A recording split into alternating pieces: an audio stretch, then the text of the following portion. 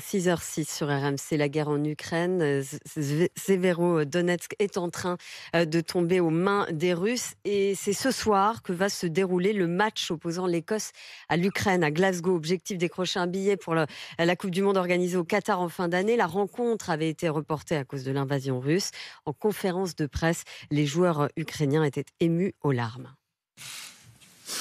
L'émotion était palpable hier en conférence de presse. Les Ukrainiens n'ont plus joué de match officiel depuis 6 mois. Mais cette rencontre va au-delà du football. Pour Oleksandr Zinchenko, milieu de terrain, il s'agit de défendre la fierté d'un pays en guerre.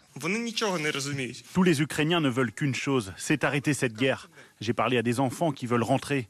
En football, nous avons un rêve, c'est de participer à la Coupe du Monde. Je veux donner ces incroyables émotions aux Ukrainiens parce qu'ils le méritent. Surtout en ce moment. Impossible de retourner en Ukraine, la sélection s'est donc entraînée en Slovénie, mais selon leur entraîneur Oleksandr Petrakov, les joueurs sont prêts. C'est très dur de motiver l'équipe pour le match. Tous les joueurs pensent à leur père, leur mère, leur famille qui sont en Ukraine. Mais nous voulons montrer le meilleur et remporter le match.